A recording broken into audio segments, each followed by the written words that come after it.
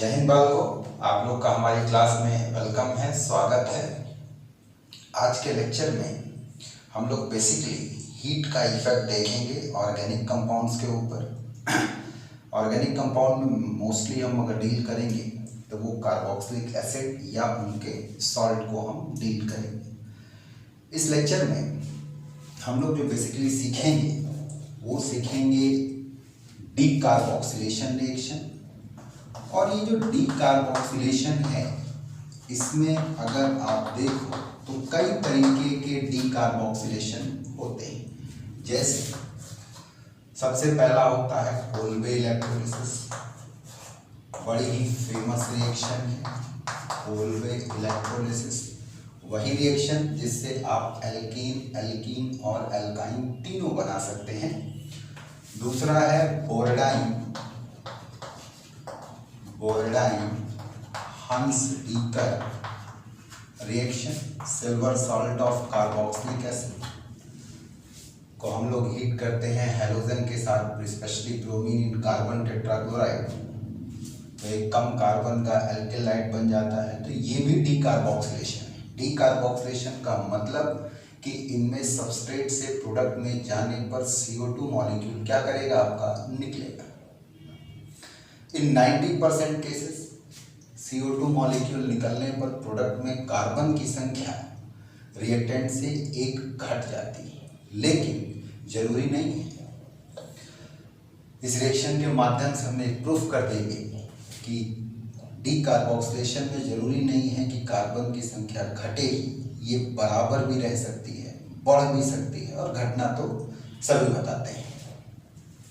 तीसरा रिएक्शन जो डीकार्बोक्सिलेशन का है, जो हम इसमें डील करेंगे, हीटिंग इफेक्ट में डील करेंगे, वो है heating of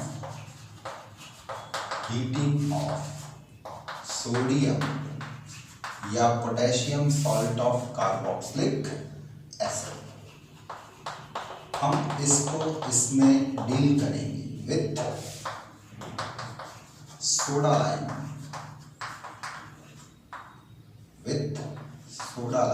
that is quick lime और कास्टिक सोडा का जो मिक्सचर होता है 1:3 के रेशियो में, इसी को हम लोग क्या कहते हैं, सोडा लाइम कहते हैं।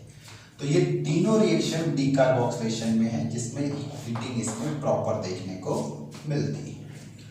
दूसरा हम लोग देखेंगे heating of beta keto carboxylic acid. ये भी बड़े अच्छे हीट करने पर प्रोडक्ट देते हैं डीकार्बोक्सिलेशन, इनमें भी बड़ी आसानी से हो जाता है। तीसरा जो हम लोग डील करेंगे, heating of jam dicarboxylic acid, jam dicarboxylic acid या डाइकार्बोक्सिलिक एसिड की हीटिंग, जिसमें कि डिफरेंट टाइप के डाइकार्बोक्सिलिक एसिड हम लोग पढ़ते हैं, 1,1 और 1,2 एंड 1,3। दूसरा हम लोग पढ़ते हैं 1,4 एंड 1,5। तीसरा हम लोग पढ़ते हैं 1,6 एंड 1,7 डाइकार्बोक्सिलिक एसिड। लास्ट में हम लोग जो थोड़ा सा सीखेंगे वो सीखेंगे heating of calcium salt of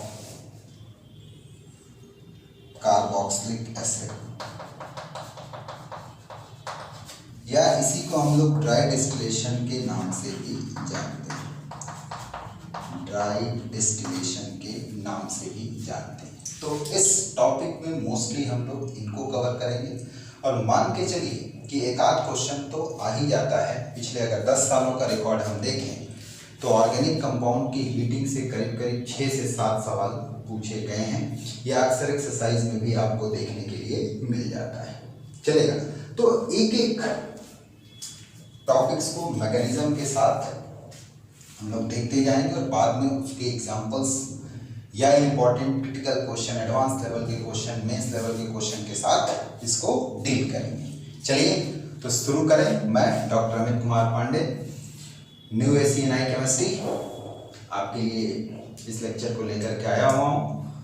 तो उम्मीद करता हूँ आप लोग इस कोरोना पैंडेमिक की सिचुएशन में पूरी तरीके से एजुकेशन में इन्वॉल्व होंगे, अपने टारगेट को पूरी तरीके से क्लियर किया होगा। और चूंकि अब हम लेक्चर स्टार्ट करने जा रहे हैं तो हम ये श्योर हो जाना चाहते हैं कि आप पेन और पेपर लेकर के बैठ गए हैं, आपने अपने अगल बगल की सारी एक्टिविटीज़ को स्टॉप करके रखा हुआ है और पूरा कंसंट्रेशन आप हमारे साथ समझने के लिए लगा रहे हैं। चलें तो शुरू करें। बोलो भाई, चलिए लेट स्टार्ट करते हैं। तो इसमें जो सबसे पहले रिएक्शन है जिसे हम डीकार्बोक्सिलेशन रिएक्शन के रूप में देख रहे हैं, इसमें छोटे छोटे पार्ट हैं जिसमें कि मेन पार्ट हमारा सोडा लाइम के साथ हीटिंग वाला है। तो अगर डीकार्बोक्सिलेशन हम उन रिएक्शंस को बोलेंगे जिसमें कि रिएक्टेंट से प्रोडक्ट में जाने पर CO2 गैस निकल जाती हो या कार्बोक्सिलिक ग्रुप एक संख्या में घट जाता हो, तो इन रिएक्शंस को डीकार्बोक्सिलेशन रिएक्शन बोलते हैं। इसमें से एक बड़ी महत्वपूर्ण रिएक्शन है, थोड़ा सा मैं ब्रीफ कर दूं इसको, कोल्बे इलेक्ट्रोलिसिस। इस कोल्बे इलेक्ट्रोलिसिस में मैं आपको बताऊं कि हम अगर सही सॉल्ट को चूज करें कार्बोक्सिलिक एसिड का, तो हम एल्केन, एल्कीन या एल्काइन तीनों बना सकते हैं। ये डिपेंड करता है कि हम किस टाइप का सॉल्ट ले करके चल रहे हैं। जैसे इसमें अगर हम sodium salt of monocarboxylic acid को लें और इसकी इलेक्ट्रोलिसिस हम कराएं, तो ध्यान दीजिएगा कि जब इसकी इलेक्ट्रोलिसिस कराई जाती है तो इलेक्ट्रोलिसिस का प्रोसेस क्या होता है कि यहाँ से जो एनायन है वो एनोड पर पहुँचता है। तो एनायन में केवल कार्बोक्सिलेट ही नहीं पहुँचेगा, वाटर से भी मिलने वाला जो H+ और OH है ये भी इलेक्ट्रोलाइज होता है। तो एनायन एनोड पर पहुँचते हैं जबकि कैटायन कैथोड पर पहुँचते हैं। अब कैथोड पर सोडियम आयन और H+ आयन पहुँचेगा। आपको ये यहाँ पर ध्यान रखना है कि अगर एक से अधिक आयन सॉल्यूशन में पर्टिकुलर इलेक्ट्रोड पर मौजूद है तो वो आयन डिस्चार्ज होता है जिसका डिस्चार्ज पोटेंशियल कम होता है। तो आप इसका बकायदा वीडियो देख सकते हैं इलेक्ट्रोलिसिस पर, हमने दिया हुआ है। सारदा क्लासेस ऑनलाइन एजुकेशन वाले में हमारा वीडियो है, determination of product of electrolysis, तो आप उसको जाकर के देख सकते हैं। तो यहाँ पर कार्बोक्सिलेट और हाइड्रोक्साइड अगर दोनों हैं तो यहाँ कार्बोक्सिलेट का डिस्चार्ज पोटेंशियल कम होता है और हाइड्रोक्सिलेट का ज़्यादा होता है। तो हाइड्रोक्सिलेट इलेक्ट्रोलाइज नहीं होगा। इसी तरीके से कैथोड पर H+ आयन का डिस्चार्ज पोटेंशियल कम होता है और सोडियम आयन का ज़्यादा होता है। इसलिए according to least discharge potential theory वो आयन डिस्चार्ज होते हैं पर्टिकुलर इलेक्ट्रोड पर जिसका कि डिस्चार्ज पोटेंशियल कम होता है। तो चूंकि कार्बोक्सिलेट का कम है तो ये कार्बोक्सिलेट डिस्चार्ज होने के लिए जाएगा और यहाँ H का कम है तो H डिस्चार्ज होने के लिए जाएगा। एनोड जो कि इलेक्ट्रॉन डेफिशिएंट होता है इसके इलेक्ट्रॉन को ले लेगा और ये कार्बोक्सिलेट फ्री रेडिकल में कन्वर्ट होता है। यू नो वेरी वेल कि कार्बोक्सिलेट फ्री रेडिकल में ये यहाँ जो शेयर्ड इलेक्ट्रॉन है ये होमोलिटिकली क्लीव करेगा, फिश हुक से हमने दिखाया है, और बनाएगा R फ्री रेडिकल और साथ में बनेगी कौन सी गैस, CO2 गैस। ये ऐसा ही दूसरा R रेडिकल मीडियम में मौजूद होगा और ये दोनों मिलकर के दो एल्किल ग्रुप को क्या करेंगे, आपका जोड़ लेंगे, दो एल्किल ग्रुप को जोड़ लेंगे, चलेगा। जबकि यहाँ अगर हम कैथोड पर देखें तो ये जो H+ आयन है ये कैथोड जो कि इलेक्ट्रोलिसिस में इलेक्ट्रॉन रिच होता है, नेगेटिव चार्ज का मतलब इलेक्ट्रॉन रिच होना, तो ये कैथोड से इलेक्ट्रॉन ले करके H फ्री रेडिकल में बदलता है और ऐसे दो फ्री रेडिकल जब आपस में मिलेंगे तो हाइड्रोजन गैस क्या करेगी, आपका निकलेगी। ये थोड़ी सी मैंने लिटिल मैकेनिज्म इसकी बताई। तो कहने का मतलब ये है कि यहाँ जो प्रोडक्ट हमारा बन रहा है ये हाइड्रोकार्बन और CO2 ये दोनों हमको एनोड पर मिल रहे हैं, जबकि हाइड्रोजन गैस हमको कैथोड पर मिल रही है। चलेगा? तो यहाँ समझने वाली बात अब ये है कि अगर मान लीजिए मैं एसिटिक एसिड का सॉल्ट लेता, सोडियम एसीटेट का सॉल्ट लेता और इसकी इलेक्ट्रोलिसिस कराता, तो मुझे प्रोडक्ट में क्या मिलता? बोलो भाई, मुझे प्रोडक्ट में क्या मिलता? पहले ये गया, फिर ये गया, मिथाइल फ्री रेडिकल बन जाता इथेन। यानी यहां पर आप देखें तो 2 कार्बन का सबस्ट्रेट है और 2 ही कार्बन का प्रोडक्ट है। लेकिन यहीं पर अगर मैं सपोज करिए यहां 2 ना हो लेकर के बल्कि मैं 3 कार्बन का लेकर के चलता ऐसे और फिर इसकी इलेक्ट्रोलिसिस कराता, तो यहां पर एथिल फ्री रेडिकल बनता और 2 एथिल फ्री रेडिकल अगर आपस में मिल जाते तो फॉर्मेशन होता किसका? ब्यूटेन का। तो यहाँ इस रिएक्शन में आप देखिए रिएक्टेंट से प्रोडक्ट में जाने पर ये डीकार्बोक्सिलेशन है, ये सारी रिएक्शन डीकार्बोक्सिलेशन है। लेकिन यहां पर अगर आप ध्यान से देखें तो कार्बन की संख्या रिएक्टेंट से प्रोडक्ट में जाने पर बढ़ रही है। इसमें अगर आप देखें तो 2 कार्बन का सबस्ट्रेट है और 2 ही कार्बन का प्रोडक्ट है, यानी कार्बन की संख्या क्या है? आपका 3।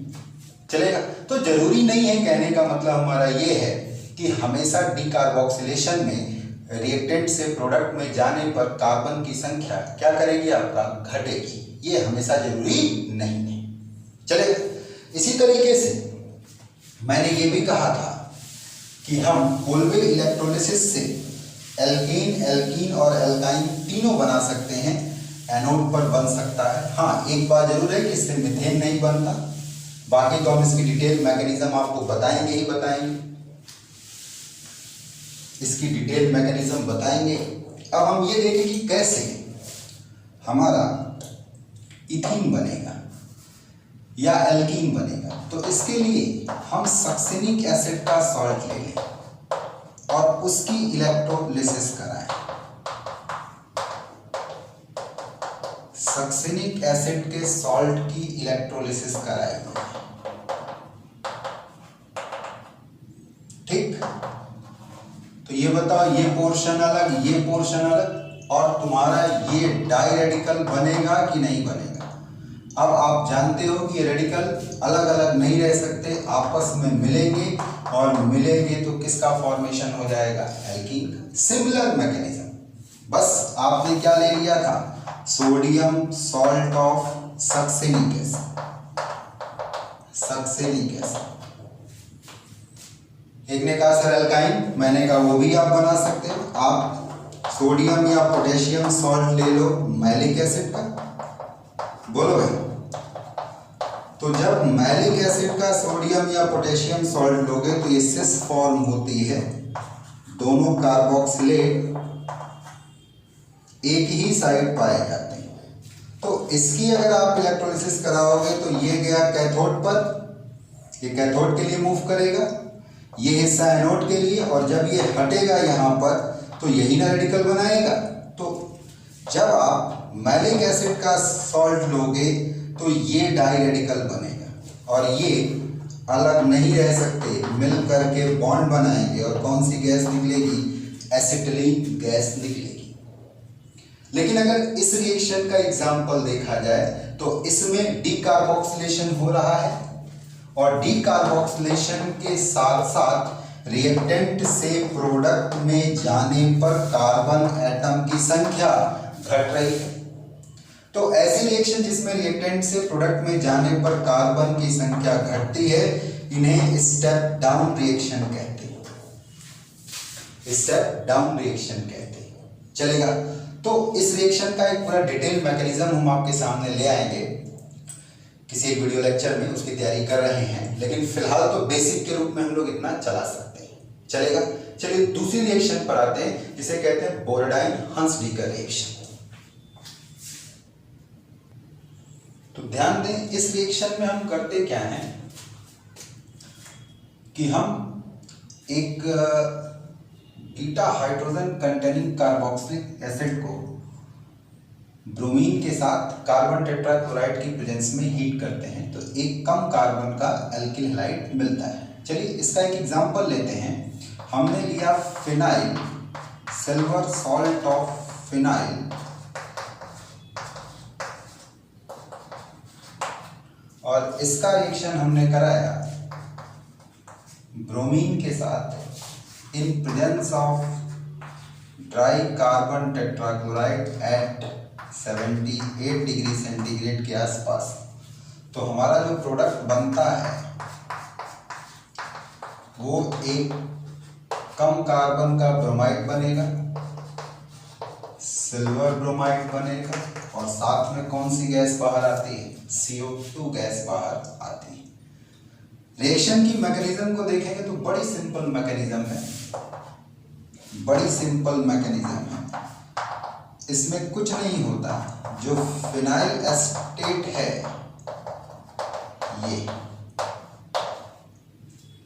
ये जो है हीट किए जाने पर ऐसे आप देखेंगे, जब इसको हम हीट करेंगे, टेम्परेचर देंगे, तो ये बॉन्ड इधर की तरफ आएगा। तो ऐसी स्थिति में ये इधर नहीं जाता, ये इसको बाहर करता है ताकि ये एक न्यूट्रल स्पीसीज में कन्वर्ट हो सके। CH2 माइनस और साथ में बनती है CO2 गैस। अब ये जो कंपाउंड बनता है, ये जो कार्बोनाइल इंटरमीडिएट बनता है, ये ब्रोमीन पर अटैक करेगा। ये पोलराइजेशन करता है और पोलराइजेशन के बाद ये इस पर अटैक करेगा, और जब ये इस पर अटैक करेगा तो ये बॉन्ड इधर की तरफ टूट जाएगा, तो बनेगा CH2Br, और साथ में जो Br माइनस है ये Ag के साथ मिल करके सिल्वर ब्रोमाइड के येलो PPT में कन्वर्ट हो जाता है। ध्यान रखिएगा, ड्राई इसीलिए चाहिए क्योंकि अगर वाटर होता तो थोड़ा सा ये सॉल्युबल होता है, लेकिन अगर नहीं है तो ये इनसॉल्युबल है, ये PPT है।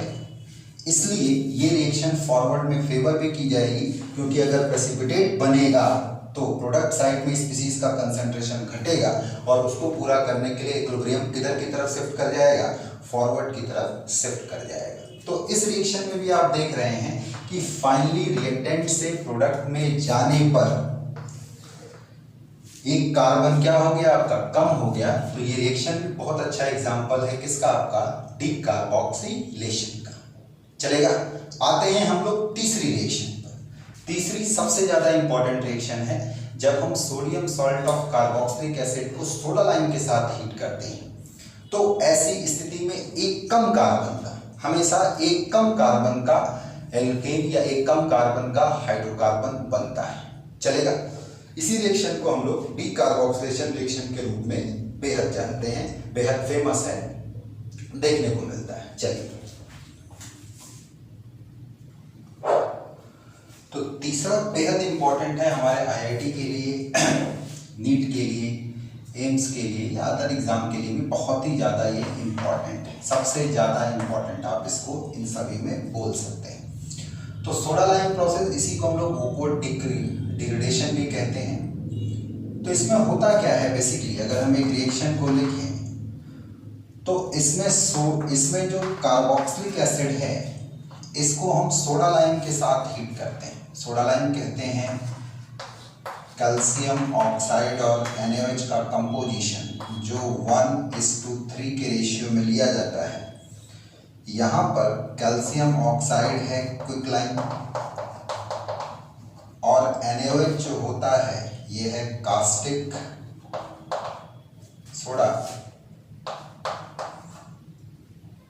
कास्टिक सोडा इसको हम लोग बोलते हैं।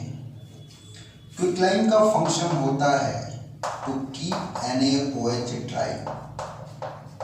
ये NaOH को ड्राई रखता है बाय एब्सॉर्बिंग मॉइस्चर।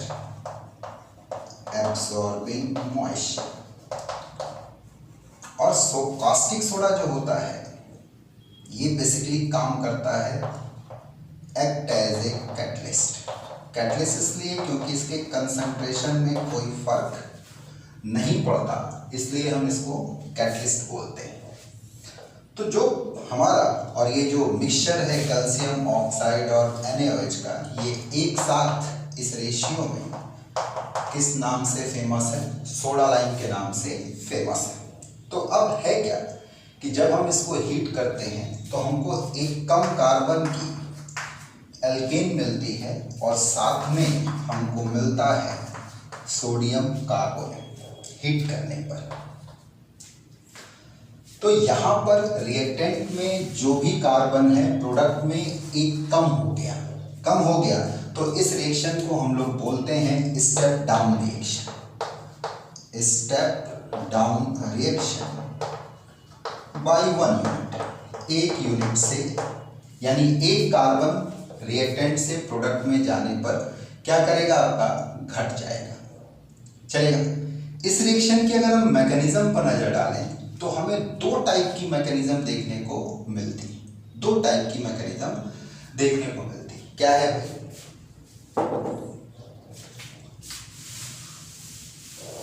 अगर हम इस रिएक्शन की मैकेनिज्म पर विचार करें तो हमें 2 टाइप की मैकेनिज्म देखने को मिलती है। चलिए मैं सबसे पहले बात करता हूं मैकेनिज्म 1 की। इस मैकेनिज्म में क्या है कि सबसे पहले जो एसिड है इसके साथ ये बेस रिएक्ट करता है, रिएक्शन रिवर्सिबल होती है। रिवर्सिबल इसलिए होती है क्योंकि फॉरवर्ड डायरेक्शन जहां न्यूट्रलाइजेशन होगा वहीं बैकवर्ड डायरेक्शन आप ये कह सकते हो हाइड्रोलिसिस होगी। सो ये रिएक्शन रिवर्सिबल है, चलेगा। ये फॉरवर्ड डायरेक्शन जहां न्यूट्रलाइजेशन है, क्योंकि यहाँ जो सॉल्ट बनेगा, अगर आप NaOH लेकर के चल रहे हैं तो सॉल्ट जो बनेगा ये बनेगा वीक एसिड और स्ट्रॉन्ग बेस का। आप जानते हैं कि वीक एसिड स्ट्रॉन्ग बेस के सॉल्ट में हाइड्रोलिसिस होती है अगर वाटर मौजूद है, तो फॉरवर्ड न्यूट्रलाइजेशन है तो बैकवर्ड हाइड्रोलिसिस है, लेकिन फिर भी इक्विलिब्रियम इधर की तरफ शिफ्ट करेगा। कारण ये कैसा एसिड है? आप कह सकते हैं कि यहाँ ये स्ट्रॉन्ग एसिड है और यहाँ ये कैसा एसिड है? वीक एसिड बन रहा है। तो ये तेजी से आयोनाइज होगा पर वो आयोनाइज नहीं होगा, इसलिए इक्विलिब्रियम किधर की तरफ शिफ्ट करेगा? ज्यादा फॉरवर्ड में शिफ्ट करेगा। Equilibrium shifting forward direction. जिनको थोड़ा सा भी बेसिक आइडिया होगा अगर इक्विलिब्रियम का, तो वो हमारी बात को समझ गया होगा। अगला स्टेप जो होता है, अगला स्टेप जिसमें कि एक कार्बोक्सिलेट मौजूद है, ये स्लो स्टेप होता है। स्लो स्टेप होता है, रेट डिटरमाइनिंग स्टेप होता है। क्यों? क्योंकि ये जो कार्बोक्सिलेट एनायन का नेगेटिव चार्ज है वो इस इलेक्ट्रॉन डेफिशिएंट सेंटर की तरफ अप्रोच करेगा तो यहाँ बॉन्ड बनने की टेंडेंसी होगी। बॉन्ड बनने की टेंडेंसी होगी तो ये बॉन्ड इधर की तरफ क्या करेगा? आपका टूट जाएगा। तो टूटेगा तो बनेगा R- और साथ में CO2 गैस। तो ये जो कार्बेनायन बनता है, ये कार्बेनायन ये इंटरमीडिएट है, अनस्टेबल है। और क्या ये रीअरेंज कर सकता है? नहीं, क्योंकि रीअरेंजमेंट मोस्टली हमने कार्बोकेटाइंस में देखा था, कार्बेनायन में नहीं देखा था। अनस्टेबल है और साथ में नो रीअरेंजमेंट, इस बात को ध्यान रखिएगा। नेक्स्ट स्टेप, ये जो एनायन है मीडियम में मौजूद वाटर जो वहां हमने बनाया हुआ है, न्यूट्रलाइजेशन में बनाया हुआ है, तो ये इसके ऊपर अटैक करेगा क्योंकि यहाँ ये तगड़े बेस का काम कर रहा है और ये यहाँ एसिड का काम कर रहा है। ये रिएक्शन फिर रिवर्सिबल होगी। और ध्यान दें R माइनस और ये OH जो पहले स्टेप में इस्तेमाल किया गया था, अगले स्टेप में यहाँ पे बाहर कर दिया गया। तो जब इसको आप बाहर करेंगे तो ये हाइड्रोकार्बन बन गया और ये OH बाहर आ गया। चलेगा? इसका मतलब कि यहाँ NaOH का जो रोल है वो एक कैटलिस्ट का है और उसके कंसंट्रेशन पर कोई फर्क नहीं पड़ेगा। क्लियर है हमारी बात? तो ये हमारी पहली मैकेनिज्म थी जिसमें कि 3 स्टेप थे। तीनों ही स्टेप में 2 स्टेप हमारे रिवर्सिबल थे, एक स्टेप हमारा स्लो स्टेप था, रेट डिटरमाइनिंग स्टेप था। रेट डिटरमाइनिंग स्टेप था हमारा। तो आप इसको एक बार नोट कर लीजिए। तो मैं इसके मेन पॉइंट्स को एक बार लिखवा देता हूं। चलिए इसी की दूसरी मैकेनिज्म को भी हम लोग देख लेते हैं और फिर हम रिएक्शन की कैरेक्टरिस्टिक्स पर बात कर लेंगे। Mechanism number 2। सपोज करिए अगर मैंने sodium salt of acetic acid हमने लिया और इसको सोडा लाइम के साथ हीट किया, कैल्शियम ऑक्साइड NaOH के साथ 1:3 के रेशियो में। इसका पहला फंक्शन तो ये है कि ये इसको ड्राई रखता है। इसका दूसरा फंक्शन ये है कि ड्राई NaOH। इसका दूसरा फंक्शन ये है कि रिमूव करता है किसको? कार्बन डाइऑक्साइड को। और यहाँ NaOH का रोल किसका है? कैटलिस्ट का रोल। यही ना बात हुआ था।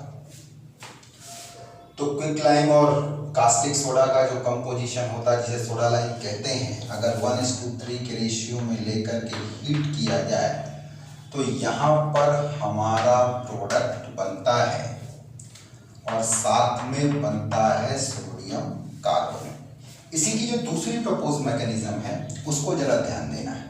होता क्या है कि सबसे पहले ये बात सही है कि जो एसिड है ये बेस से रिएक्ट करके आपका सॉल्ट में बदल जाएगा ऐसे। लेकिन जो सॉल्ट में बेस वाला पार्ट है ये यहाँ पर, इसमें ये OH आयन इस पर अटैक करता है क्योंकि ये है electron deficient centre, partial positive और पार्शियल नेगेटिव, और ये इलेक्ट्रॉन रिच है। तो जब ये इसके ऊपर अटैक करता है तो ऐसी स्थिति में ये टेट्राहेड्रल एल्कोक्साइड इंटरमीडिएट बनाता है ऐसे। चलेगा? नेक्स्ट स्टेप में आप देखोगे कि ये अपने कार्बोनिल कैरेक्टर को वापस लौटाएगा, और जब ये कार्बोनिल कैरेक्टर को वापस लौटाता है तो ये दोनों पुअर लिविंग ग्रुप है। तो ऐसी स्थिति में ये यहाँ से बाहर निकलेगा, और जब ये यहाँ से बाहर निकलेगा तो methyl carbanide plus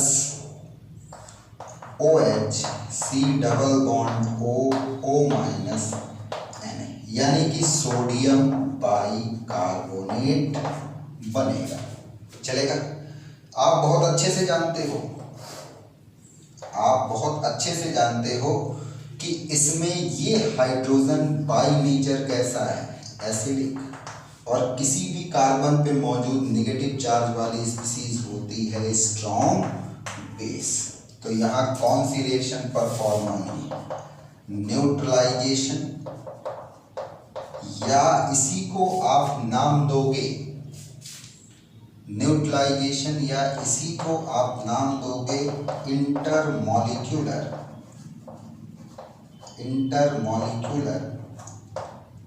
H+ ion shifting, ये आप इसको बोलोगे। तो ये जब यहाँ आएगा तो ऐसी स्थिति में हमारा बनेगा मीथेन, और साथ में बनेगा O-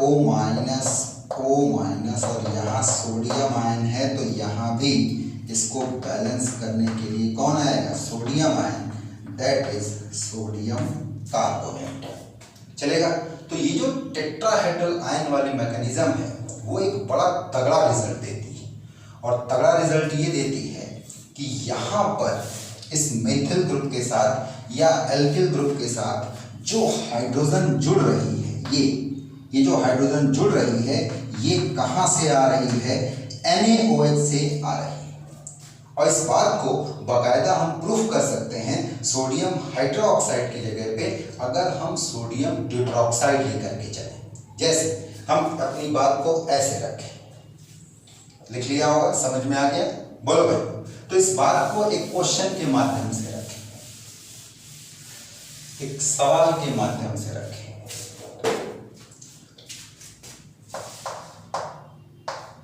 हमने यहां पर लिया एसिटिक एसिड और इसकी दो रिएक्शन कराई, एक कराई कैल्शियम ऑक्साइड और NaOH के साथ हीटिंग, और दूसरी कराई कैल्शियम ऑक्साइड और सोडियम ड्यूट्रॉक्साइड के साथ हीटिंग।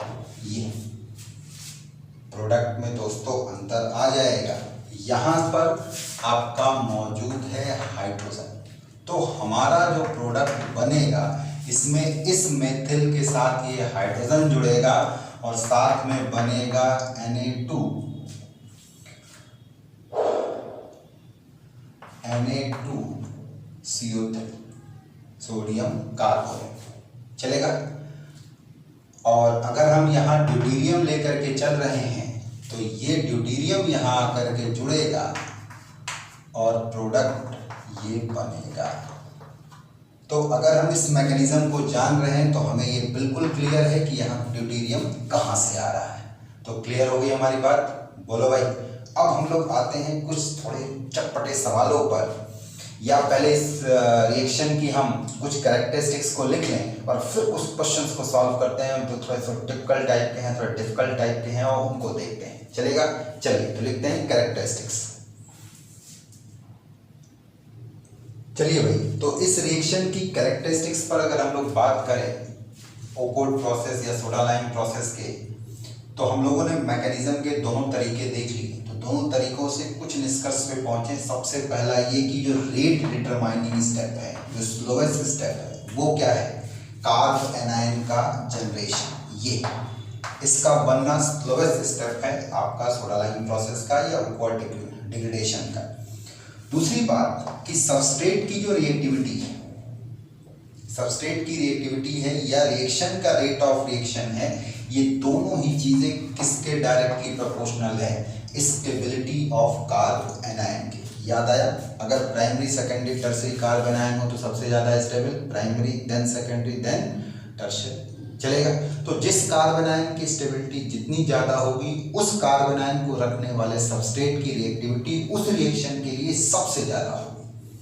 साथ ही साथ हम एक बात और भी कहेंगे कि जिसके अंदर सबसे स्टेबल कार्ब एनायन मौजूद होगा जिस सबस्ट्रेट के अंदर, उसका डीकार्बोक्सिलेशन उतना ही इजीली होगा। और ये स्टेप क्वेश्चन के लिहाज से बहुत तगड़ा स्टेप माना जाता है इस रिएक्शन का, क्योंकि इसमें पूछता ही क्या है? दो ही प्रकार के सवाल पूछता है। मान लीजिए 4 सबस्ट्रेट का मॉलिक्यूल दे देगा, पूछेगा बताओ कौन इजीली डीकार्बोक्सिलेट होगा, कौन सबसे लास्ट में डीकार्बोक्सिलेट होगा, डीकार्बोक्सिलेशन का डिक्रीजिंग ऑर्डर क्या है या डीकार्बोक्सिलेशन का इंक्रीजिंग ऑर्डर क्या है। तो करना क्या है? कुछ नहीं, CO2 हटाइए, नेगेटिव चार्ज बनाइए और बनने वाले कार्ब एनायन की स्टेबिलिटी चेक कर लीजिए। जिस कार्ब एनायन की स्टेबिलिटी सबसे ज्यादा होगी वो सबसे आसानी से डीकार्बोक्सिलेट होगा, और जिस कार्ब एनायन की स्टेबिलिटी सबसे कम होगी वो बड़ी मुश्किल से डीकार्बोक्सिलेट होगा। चलेगा? तो इसी पर पूरा का पूरा क्वेश्चन क्या होता है आपका? बेस्ड होता है। चूंकि इंटरमीडिएट कार्ब एनायन बन रहा है तो ध्यान दें इसमें कोई रीअरेंजमेंट नहीं होता। चलेगा? और लास्ट बात, ये रिएक्शन बहुत अच्छा एग्जांपल है किस बात के लिए? कार्बन एटम की संख्या रिएक्टेंट से प्रोडक्ट में जाने पर 1 यूनिट घट जाती है। तो ये स्टेप डाउन रिएक्शन, ये स्टेप डाउन रिएक्शन। और यहाँ हम इस निष्कर्ष पे पहुंचे हैं कि NaOH जो है वो कैटलिस्ट का भी काम करेगा और साथ में कुछ पोर्शन इसका रिएक्शन में इन्वॉल्व भी होता है। ठीक है? तो ये कैटलिस्ट का बेसिकली काम करता है, लेकिन रिएक्शन की रेट पर कोई फर्क नहीं डालेगा ये। ठीक? तो आप इन मुख्य मुख्य 4 पॉइंट को दिमाग में रखेंगे। पहला पॉइंट कि रेट डिटरमाइनिंग स्टेप कार्बेनाइन का फॉर्मेशन है, रेट ऑफ रिएक्शन या ईज ऑफ डिग्रेडेशन या डीकार्बोक्सिलेशन डायरेक्टली प्रोपोर्शनल होगा स्टेबिलिटी ऑफ कार्बेनाइन के, और यहाँ पर कोई रीअरेंजमेंट नहीं होगा। चलेगा। चलिए आते हैं कुछ क्वेश्चंस पर, प्रैक्टिस करते हैं। चलिए कुछ क्वेश्चन है आपकी स्क्रीन पर, इसको वीडियो पॉज करके एक बार आप लोग पहले बना लीजिए, फिर मैं इसको सॉल्व कराता हूं। ठीक, चलिए। तो अगर मैं कहूं कि मैंने कुछ सेट दिए हैं जिसमें कि कहीं 3 कहीं 4 मॉलिक्यूल हैं और इनका आपको डीकार्बोक्सिलेशन का रेट बताना है सोडा लाइम के साथ में, arrange the following in their decreasing order of rate of decarboxylation with soda lime. तो एक बात बताओ, इस सवाल को करने का सबसे बढ़िया तरीका क्या है कि सबसे पहले CO2 बाहर करो और कार्बेनाइन बना लो। CO2 बाहर करके कार्बेनाइन आप बना लीजिए। और अगर मैं लेफ्ट टू राइट इनका नंबरिंग 1 2 3 4 दे दूं, तो ये बताओ इन चारों कार्बेनाइन में सबसे ज्यादा स्टेबल कौन सा है? पहला। तो रेट ऑफ डीकार्बोक्सिलेशन सबसे ज्यादा इसमें पहले का होगा, फिर दूसरे का होगा, फिर तीसरे का होगा, और सबसे पुअर सबसे बेकार किसका होगा? चौथे वाले का होगा। चलेगा। सिमिलर कंसेप्ट हम सेट बी में भी लगा सकते हैं। यहां नेगेटिव चार्ज आया, हटाएंगे तो यहां नेगेटिव चार्ज आया, कार्बोक्सिलिक ग्रुप को हटा करके सीधे बगल वाले कार्बन पे नेगेटिव ले आओ। तो एक बड़ा इंटरेस्टिंग बात हो रहा है कि ये नेगेटिव चार्ज इस पाई बॉन्ड के साथ रेजोनेंस में, ये नेगेटिव चार्ज इस पाई बॉन्ड के साथ रेजोनेंस में, और ये नेगेटिव चार्ज दो तरफ से पाई बॉन्ड के साथ रेजोनेंस में। यहां ये लीनियर कॉन्जुगेशन है, यहां ये क्रॉस कॉन्जुगेशन है। तो एक बात बताओ, अगर मैं नंबरिंग 1 2 3 बोलूं तो सबसे आसानी से कौन डीकार्बोक्सिलेट होगा? दूसरा वाला, क्योंकि कार्बेनाइन ज्यादा रेजोनेटिंग स्ट्रक्चर बना रहा सिंगल डायरेक्शन का।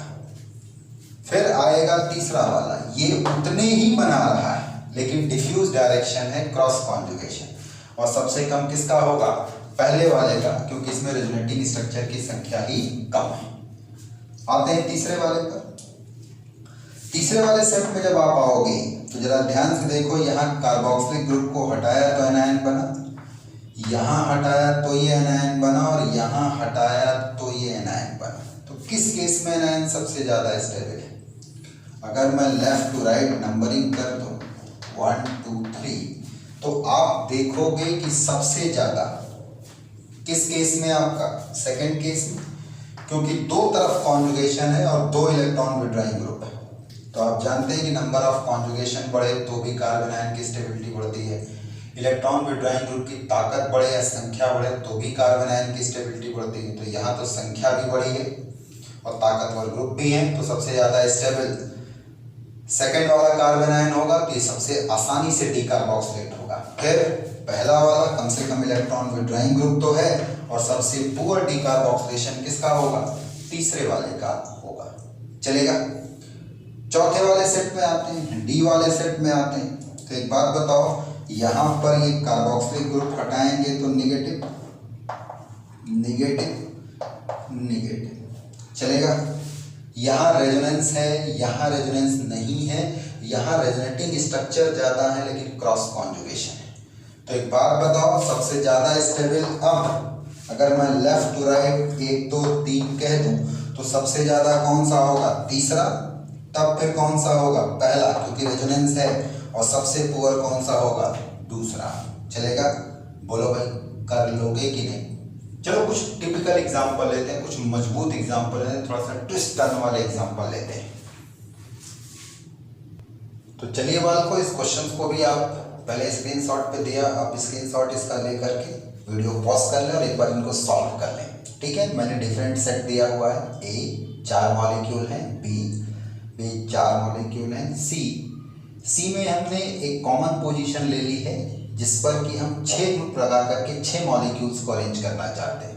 डी में भी मैंने वही किया है, एक कॉमन पोजीशन पर 6 ग्रुप लगा करके 6 मॉलिक्यूल को कंपेयर करना चाहते हैं, जबकि ई में 2 मॉलिक्यूल कंपेयर करना है और एफ में 3 मॉलिक्यूल को कंपेयर करना है। किस रिएक्शन के लिए? सोडा लाइम के लिए, डीकार्बोक्सिलेशन विद सोडा लाइम। चलेगा? चलिए शुरू करते हैं। तो अगर हम सबसे पहले वाले सेट की बात करें और इनमें नंबरिंग 1 से 4 तक करते हैं लेफ्ट टू राइट, तो ये बताओ सबसे पहले आप क्या करोगे? कार्बोक्सिलिक ग्रुप हटा करके एनायन बनाओगे। ये सभी जगह पे इन कार्बोक्सिलिक ग्रुप के हटने पर एनायन बनेगा। अब मेरा सवाल ये है कि क्या ये एनायन रिंग के साथ रेजोनेंस करेगा? थोड़ा सा मैकेनिज्म का स्टेप उठा है। आप कहोगे नहीं करेगा, तो ये ग्रुप यहाँ पर प्योर इलेक्ट्रॉन विड्रॉइंग ग्रुप का काम करेगा इंडक्टिव इफेक्ट के थ्रू। और जब ये इंडक्टिव इफेक्ट के थ्रू काम करेगा तो सबसे ज्यादा स्टेबलाइज कहाँ करेगा? पहले पर, फिर कहाँ करेगा? दूसरे पर, फिर कहाँ करेगा? तीसरे पर, और सबसे पुअर कहाँ स्टेबलाइज करेगा? चौथे पर। तो rate of decarboxylation ortho nitro benzoic acid का सबसे ज्यादा होगा और बेंजोइक एसिड का सबसे कम होगा। बोलो भाई, कर लोगे कि नहीं? थोड़ा स्पेस बनाने के लिए हम इसको मिटा देते हैं ताकि हमारे ग्रीन बोर्ड पे थोड़ा सा स्पेस बन जाए। बोलो भाई। अब हम बी वाले सेट पर आते हैं, इसका भी नंबरिंग कर देते हैं। 1 2 3 4। तो यहां पर कार्बोक्सिलिक ग्रुप को हटा करके जब एनायन बनाओगे, डीकार्बोक्सिलेशन में जब आप एनायन बनाओगे, तो अब ये एनायन बेंजाइल कार्बोनायन है जो कि रेजोनेंस शो करेगा रिंग के साथ। यानी ये ग्रुप अब आई के साथ साथ एम इफेक्ट को भी शो करेंगे। तो यहां ये ऑर्थो पर आई एम दोनों काम करेगा, पैरा पर आई एम दोनों काम करेगा, लेकिन मेटा पर केवल आई काम करेगा। माइनस आई माइनस एम माइनस आई माइनस एम। तो ये बताओ इसमें सबसे ज्यादा स्टेबल कहां पर देखने को मिल रहा कार्बन है? पहले में। फिर कहां देखने को मिलेगा? चौथे में। और तब फिर कहां देखने को मिलेगा? दूसरे में। और सबसे पुअर स्थिति कहां बनेगी? तीसरे की। कर लोगे कि नहीं? क्योंकि आजकल ऐसे सवाल फैशन में हैं, देखने को मिलते हैं। चलिए आगे आते हैं।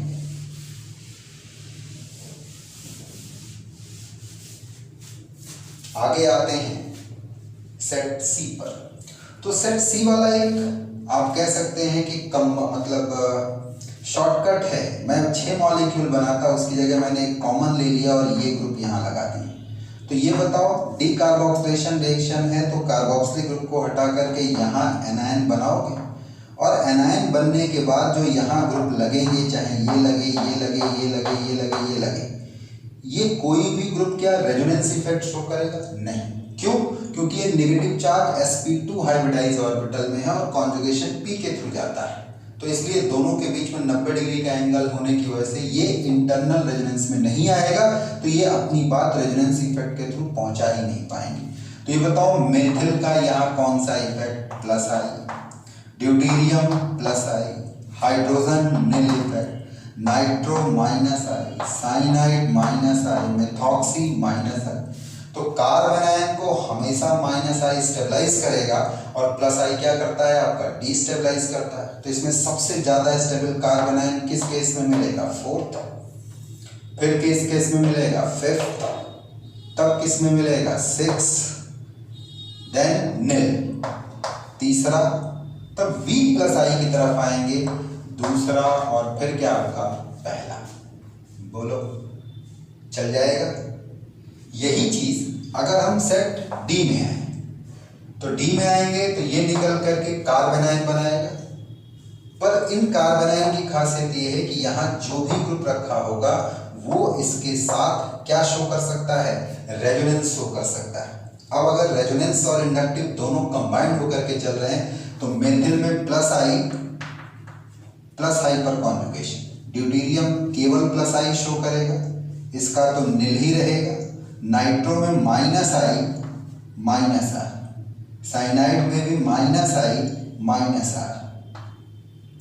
मेथॉक्सी में क्या आ जाएगा, +R।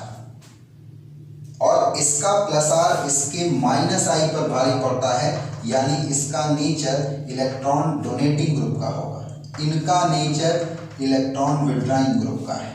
चलेगा? तो एक बात बताओ, सबसे ज्यादा स्टेबल किस केस में देखने को मिल रहा है, 4th, फिर किस में, 5th। चलेगा? फिर नील इफेक्ट, वीक इलेक्ट्रॉन डोनेटिंग में आएंगे तो दूसरा, फिर कौन सा, पहला, और बहुत कम होगा किसके केस में, आपका छठे के केस में।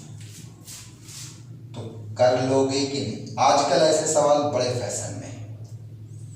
चलिए नेक्स्ट सेट में आते हैं, ई वाले सेट में आते हैं। ये पहला मॉलिक्यूल, ये दूसरा मॉलिक्यूल। तो भाई सिंपल सी बात है, हम कार्बोक्सिलिक ग्रुप को हटा करके एनायन को लगा देंगे और इन एनायन की स्टेबिलिटी को चेक करेंगे। ये एनायन 2 इलेक्ट्रॉन विड्रॉइंग ग्रुप के द्वारा स्टेबलाइज किया जा रहा है, लेकिन ये एनायन किस कार्बन पर बना है, ध्यान दें, ब्रिजहेड कार्बन।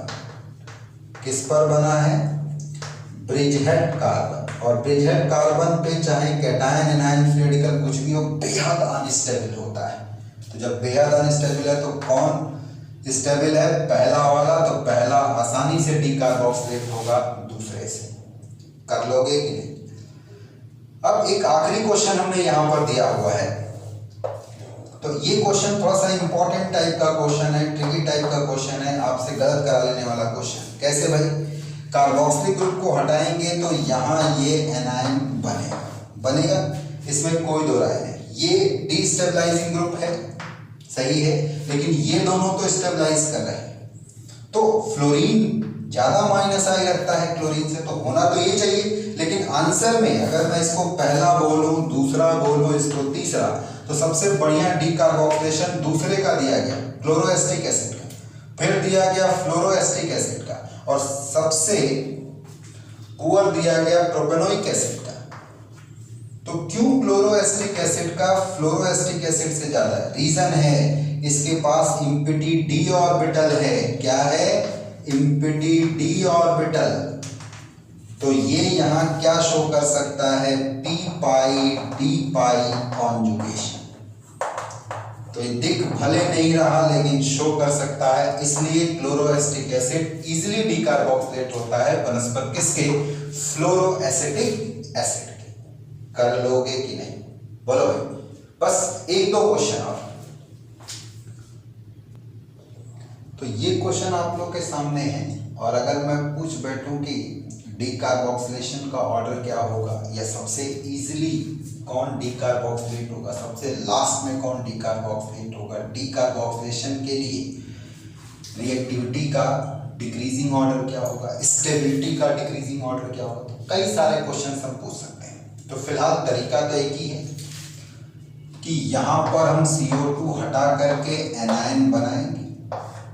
ये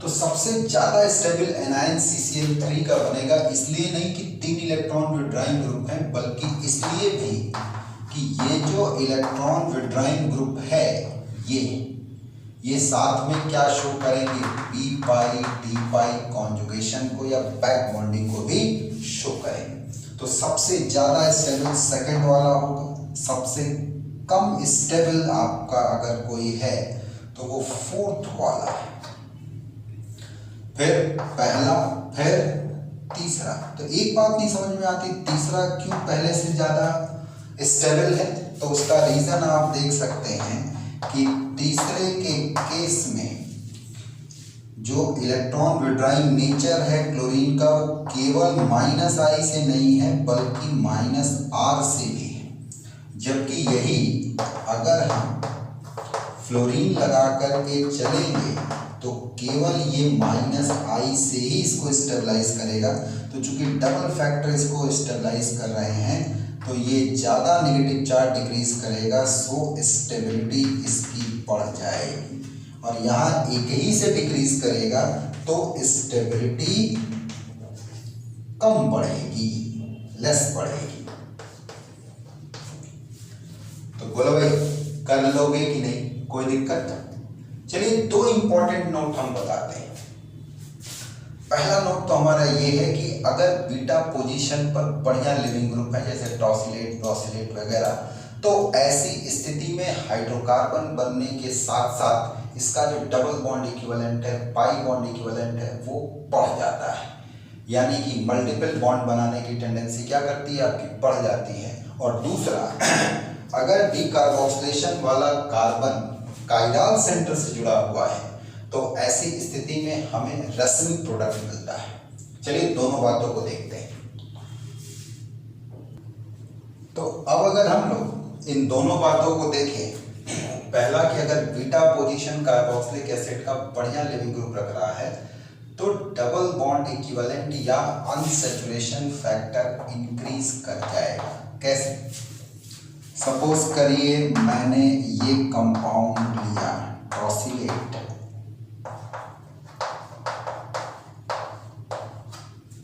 और इसको सोडाइन के साथ हम लोग हीट कर रहे हैं।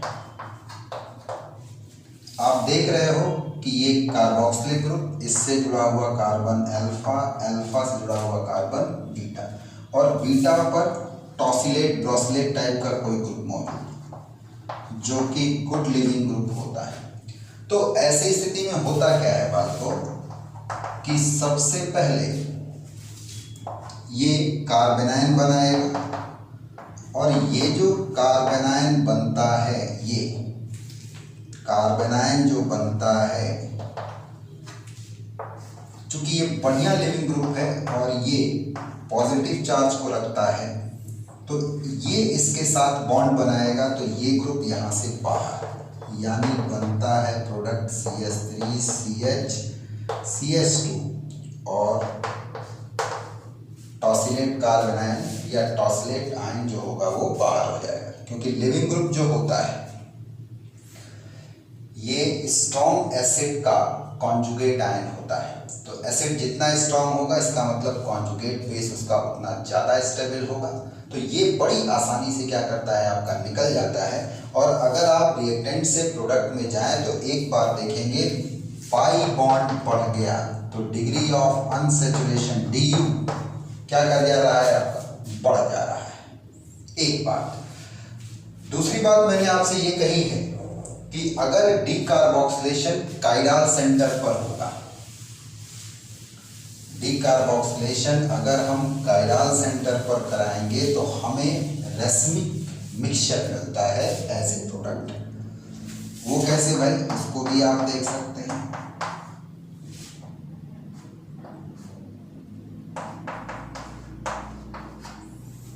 सपोज करिए मैंने ये लिया और इसका हम डीकार्बोक्सिलेशन करा रहे हैं, ठीक।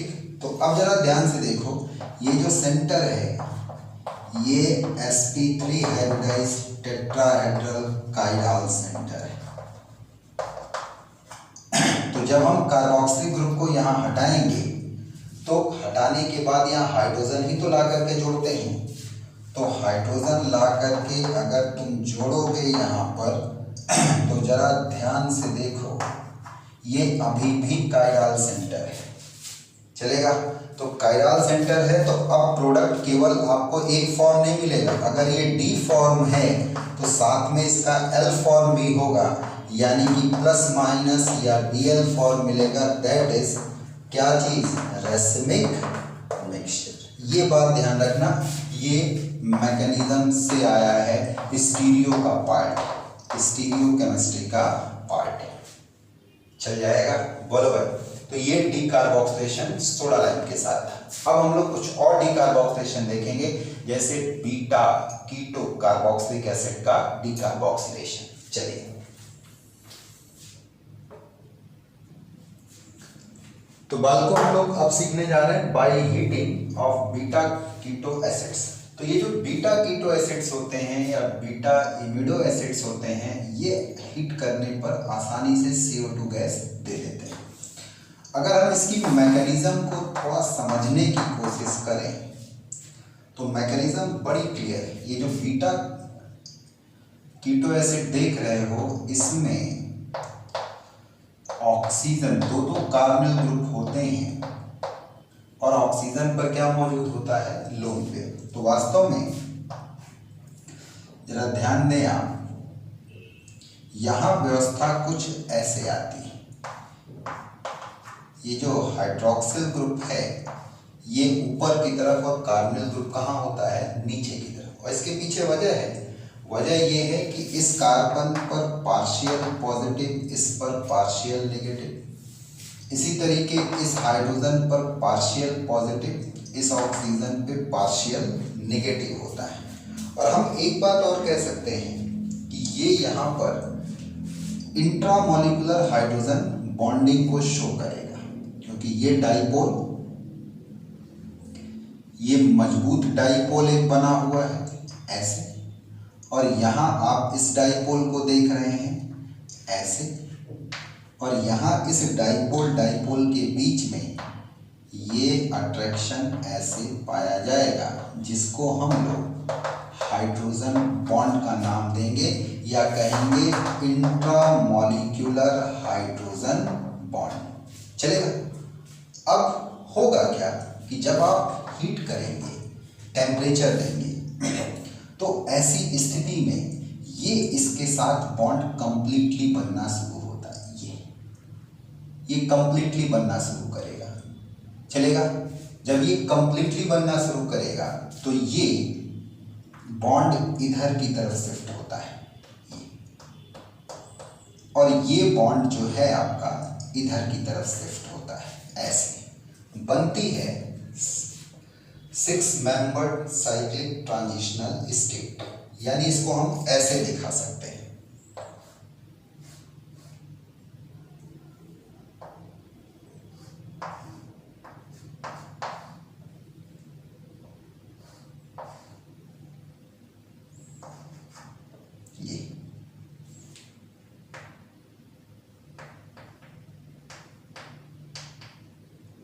ये बॉन्ड कमजोर होता जाएगा, ये बॉन्ड मजबूत होता जाएगा, ये बॉन्ड भी आपका बनेगा ऐसे।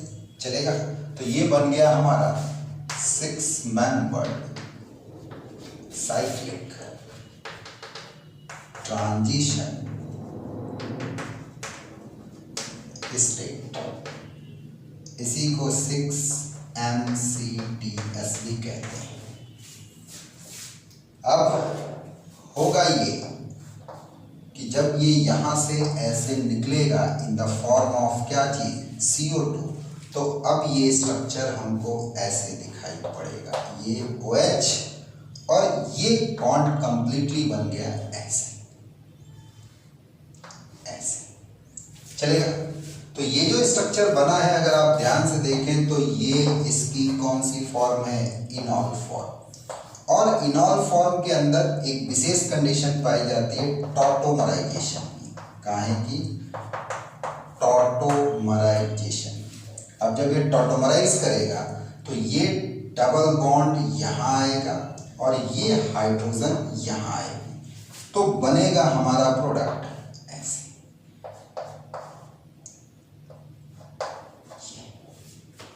क्लियर है? That is ketone. और साथ में ये कौन सी गैस निकल गई आपका, CO2 गैस निकल गई। बोलो भाई।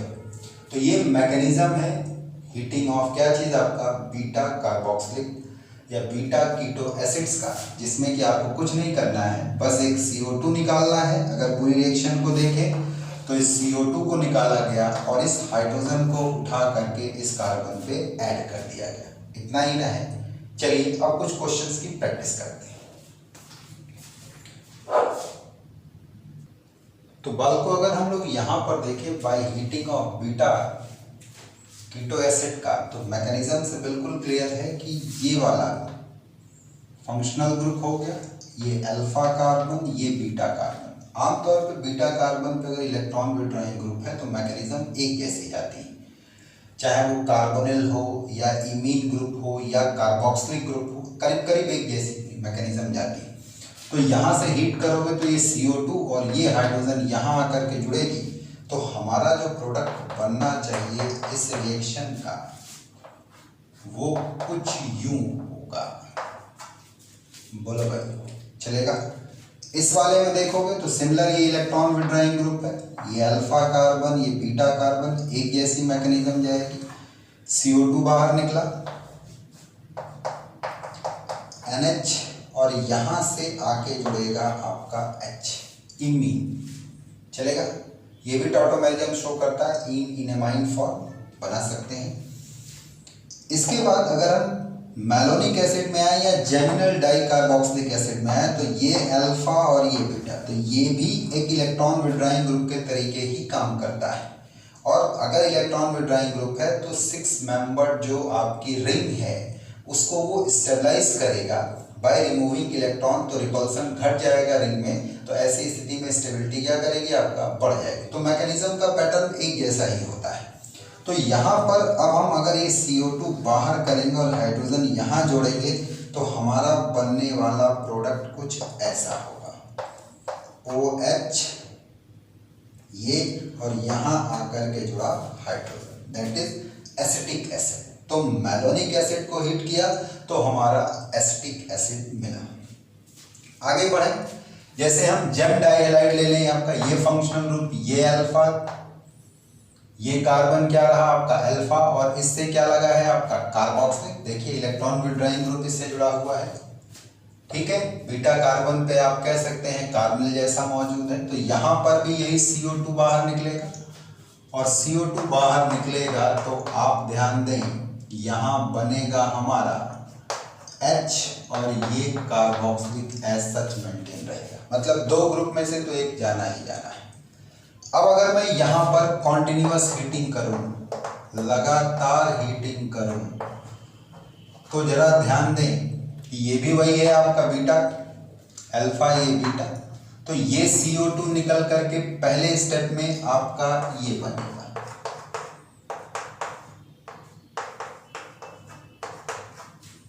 और फिर भी अगर आप इसको हीट करते रहे तो अभी भी ये बीटा पोजीशन पे है अल्फा, फिर ये बीटा, तो फिर ये CO2 निकलेगा, यानी फाइनली आपका ये प्रोडक्ट बनेगा। और इस रिएक्शन में ध्यान रहे कि 2 मोल CO2 गैस निकलेगी।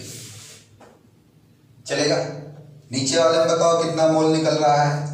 तो भाई ये दोनों अगर मौजूद हैं तो ये एक, ये दोनों मौजूद हैं तो ये दो गए।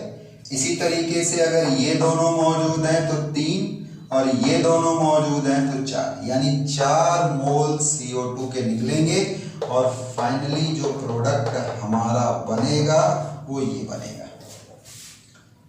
बोलो भाई, इसी तरीके से यहां पर देख लो, CO2 निकला और जब CO2 यहां से निकलेगा तो हमारा प्रोडक्ट बनेगा RCH2C double bond OH।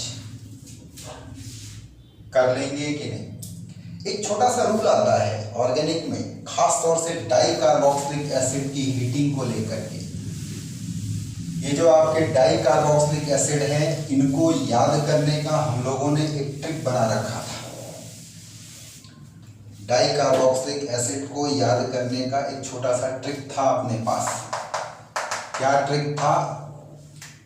CH2X और 2 कार्बोक्सिलिक ग्रुप जोड़ लेते, यहाँ X की जगह पे 0 1 2 3 4 5 6 ऐसे रख लेते। 0 वाला ऑक्सैलिक एसिड था, ध्यान दीजिएगा। 1 वाला मैलोनिक एसिड था, 2 सक्सिनिक एसिड था, 3 ग्लूटामिक एसिड था, 4 एडिपिक एसिड था, P पामिटिक एसिड था, और छठा सीबेसियस एसिड था। ऐसे हम लोगों ने इसको तैयार कर रखा था और कोडिंग दी थी ओम्स गैप्स। ये हमारा ये ओम्स गैप चलता था। तो मैं अब अगर इनकी हीटिंग की बात करूं तो इनकी हीटिंग में एक बात याद रखिएगा कि कार्बोक्सिलिक ग्रुप किस पोजीशन पर है। कार्बोक्सिलिक ग्रुप किस पोजीशन पर है, तो पोजीशन के हिसाब से 1,2 और 1,3, 1,2 मतलब मैलोनिक एसिड, 1,3 मतलब सक्सेनिक एसिड। तो अगर 1,2 और 1,3 को हीट करेंगे तो ध्यान दें CO2 निकलता है। यही अगर हम 1,4 और 1,5 को हीट करेंगे तो ध्यान रखिएगा वाटर निकलेगा, वाटर निकलता है H2। लेकिन अगर आपने 1,6, 1,7 या हायर को हीट किया तो दोनों निकलता है both release that is CO2 and water. Carbon dioxide भी निकलेगा और वाटर भी निकलेगा। इस बात को हम ऐसे समझ सकते हैं कि अगर हमसे कहा गया कि भाई मैलोनिक एसिड को आप हीट कर रहे हैं ऐसे, तो अगर इसकी नंबरिंग करोगे तो 1, 2, 3, 1,3 डाई कार्बोक्सिलिक एसिड हुआ कि नहीं। और इसको अगर हम हीट करेंगे तो CO2 निकल जाएगा एक जगह से और बनेगा हमारा एसिटिक एसिड, ठीक।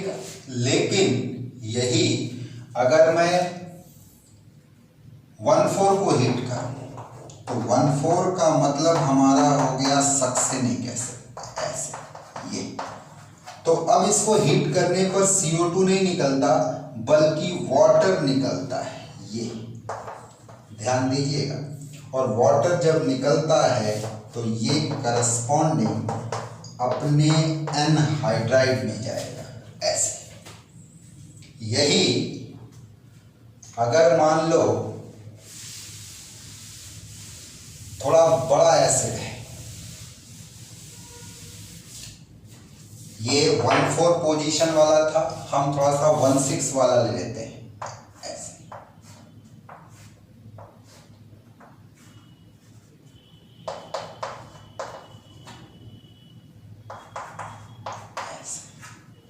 तो नंबरिंग करके देखा जाए 1, 2, 3, 4, 5, 6, 1,6। इसको कहा गया हीट करिए, तो इसको हीट करने पर ध्यान दें एक CO2 भी निकलेगा ऐसे और एक वाटर निकलेगा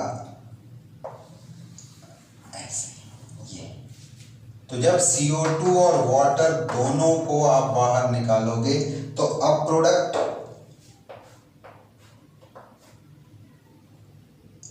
प्रोडक्ट ऐसे बनेगा। ये है, ये CO2 निकल गया तो ये सीधे इससे आकर के जुड़ेगा। यानी पहले कितने कार्बन थे 6, अब कितने हो गए 1, 2, 3, 4, 5 चलेगा। और CO2 और वाटर दोनों क्या करेगा आपका बाहर आ जाएगा। तो यहाँ बीच में कितने CH2 ग्रुप हैं 1, 2, 3, 4, तो 0, 1, 2, 3, 4 oxalic, malonic, succinic, glutamic, adipic. तो ये क्या था आपका एडिपिक एसिड था। तो इस रूल से हम ध्यान रखते हैं कि किस टाइप के डाई कार्बोक्सिलिक एसिड को लेकर के चलने पर कौन सी बाई प्रोडक्ट रिलीज होगा, कब CO2 रिलीज होगा जब 1, 2, 1,3 को हीट करेंगे डाई कार्बोक्सिलिक में, कब वाटर रिलीज होगा 1,4 और 1,5 को हीट करने पर, कब दोनों ही रिलीज होंगे CO2 भी और वाटर भी जब 1,6 और 1,7 को हीट किया जाएगा। चलेगा, मामले को आगे बढ़ाते हैं। एक बच्चे ने क्वेश्चन पूछा कि सर मैलिक एसिड और फ्यूमेरिक एसिड जो है ये दोनों ज्योमेट्रिकल आइसोमेरिज्म को शो करते हैं, लेकिन मैलिक एसिड आसानी से डीकार्बोक्सिलेट होता है और फ्यूमेरिक एसिड नहीं होता है, ऐसा क्यों? तो इस क्वेश्चन का अगर हमको जवाब देना है तो मैं आपको पहले क्लियर कर दूं कि मैलिक एसिड जो होती है वो सिस फॉर्म होती है इस डाइकार्बोक्सिलिक एसिड का, जबकि फ्यूमेरिक एसिड जो होती है वो इसी एसिड की ट्रांसफॉर्म होती है, इसी एसिड की ट्रांसफॉर्म होती है। अब इसमें चक्कर क्या है, प्रॉब्लम क्या है, क्यों नहीं दोनों एक रेट से डीकार्बोक्सिलेट होते हैं हीट करने पर? तो तो इसका रीजन ये आता है कि जब हम मैलाइक एसिड को हीट करते हैं, सिस फॉर्म है मैलाइक एसिड, ठीक, तो होता क्या है कि ध्यान से देखिए ये 1,4 डाई कार्बोक्सिलिक एसिड है। तो 1,4 जो होता है वो आसानी से वाटर रिलीज करके एनहाइड्राइड बनाता है। चूंकि दोनों कार्बोक्सिलिक ग्रुप सेम साइड है, इसलिए इनमें एनहाइड्राइड का फॉर्मेशन बड़े आराम से होता है। एनहाइड्राइड का फॉर्मेशन बड़े आराम से होगा और वाटर बनेगा, क्योंकि दोनों कार्बोक्सिलिक ग्रुप सेम फेस पर है। पर यही अगर हम फ्यूमेरिक एसिड को लें, फ्यूमेरिक एसिड को लें जो कि ट्रांसफॉर्म है इसी कंपाउंड की, इसको अगर हम हीट करेंगे तो कोई प्रोडक्ट नहीं मिलेगा, कोई प्रोडक्ट नहीं मिलता है। कारण दोनों कार्बोक्सिलिक ग्रुप अपोजिट फेस पर है और ये एनहाइड्राइड का फॉर्मेशन नहीं कर सकते। लेकिन अगर आप बहुत स्ट्रॉन्ग हीट करोगे, very very strongly heating, very very strongly heating, बहुत हाई टेम्परेचर पर लेकर के आओगे, तो ये पाई बॉन्ड जो होगा होमोलिटिक मैनर में क्लीव कर जाएगा। ये फिशुक से हमने दिखाया है और डाई रेडिकल का फॉर्मेशन करेगा। ध्यान दीजिएगा, यूं डाई रेडिकल का फॉर्मेशन करेगा। और आप जानते हैं कि जैसे ही यहाँ सिंगल बॉन्ड कैरेक्टर आया, यहाँ रोटेशन फ्री हो जाएगा और ये रोटेट कर जाएगा ये ग्रुप पूरा, और रोटेट करके दोनों कार्बोक्सिलिक ग्रुप सेम साइड आ जाएंगे। अब ये डाई रेडिकल कन्वर्ट हो जाएगा मैलाइक एसिड में। किसमें कन्वर्ट हुआ? मैलाइक एसिड में, यानी सिस फॉर्म में। ये मैलाइक एसिड या सिस फॉर्म। अब इसको जब हम हीट करेंगे तो दोनों ग्रुप एक साइड होने की वजह से वाटर रिलीज करेगा, और प्रोडक्ट अगर बनेगा भी तो ध्यान दीजिएगा मैलाइक एनहाइड्राइड होगा। तो फ्यूमेरिक एसिड को भी हीट करेंगे तो पहले तो कुछ बनेगा नहीं, और बहुत हाई टेम्परेचर पर हीट करेंगे तो वही मैलाइक एनहाइड्राइड बनेगा जो मैलिक एसिड के हीट करने पर बनता है। ध्यान रखेंगे इन दोनों मैकेनिज्म को। बोलो भाई, कोई दिक्कत नहीं? चलिए अब कुछ टिपिकल एग्जांपल लेते हैं। अगर हम लोग कुछ एक और एग्जांपल हीटिंग के लिए जो आपके सिलेबस में है ड्राई डिस्टिलेशन वाले, तो sodium salt of formic acid या सोडियम फॉर्मेट, अगर इसका डिस्टिलेशन कराया जाए या हीट किया जाए 360 डिग्री पर, तो ध्यान दीजिएगा ऐसी हीटिंग है जिसमें कार्बन की संख्या डबल हो जा रही है रिएक्टेंट से प्रोडक्ट में जाने पर या सबस्ट्रेट से प्रोडक्ट में जाने पर। तो ये फॉर्मेट जो होता है ऑक्सलेट में चेंज हो जाता है, सोडियम ऑक्सलेट में चेंज हो जाएगा। चलेगा? इसका अगर आप एसिडिफिकेशन करा दें, स्ट्रॉन्ग एसिड के साथ ट्रीटमेंट दे दें, तो ऐसी स्थिति में ये किसमें कन्वर्ट हो जाएगा? आपका ऑक्सैलिक एसिड में कन्वर्ट हो जाएगा। तो बड़ा बढ़िया मेथड है फॉर्मिक एसिड से ऑक्सैलिक एसिड भी बनाने का, और कई बार ये पूछा भी गया है आईआईटी और नीट में। इसी तरीके से अगर हम कैल्शियम एसीटेट की हीटिंग देख रहे हैं तो ध्यान दें, अगर हम कैल्शियम एसीटेट को लेकर के चलें तो ये स्ट्रक्चर है। यहाँ पर इस बॉन्ड में आयनिक कैरेक्टर ज़्यादा होता है, ये मोस्टली आयनिक और कोवलेंट दोनों हम लोग लेकर के चलेंगे। तो फिलहाल जब आप इसको हीट करेंगे तो यहाँ से कैल्शियम कार्बोनेट बाहर आएगा। ये रहा कैल्शियम, ये ऐसे, और ये ऑक्सीजन, ये पोर्शन बाहर आएगा। तो जब ये पोर्शन बाहर आएगा, सॉरी हम लोग कैल्शियम फॉर्मेट लेकर के चल रहे हैं, तो फॉर्मेट लेकर के चलेंगे तो यहाँ हाइड्रोजन होगी ये। तो यहाँ से जब हम कैल्शियम कार्बोनेट को बाहर करेंगे तो बचेगा क्या? ये पोर्शन और ये पोर्शन, दैट इज एक बात याद रखिएगा कि जब हम कैल्शियम फॉर्मेट को हीट करते हैं, कैल्शियम फॉर्मेट को हीट करेंगे तो फॉर्मेल्डिहाइड बनेगा, चलेगा। इसी तरीके से अगर हम कैल्शियम एसीटेट को हीट करें, थोड़ा स्पेस बनाने के लिए इसको मिटा लेते हैं। अगर हम कैल्शियम एसीटेट को हीट करें तो ध्यान दें, जब आप कैल्शियम एसीटेट को लिखेंगे तो ऐसे आएगा,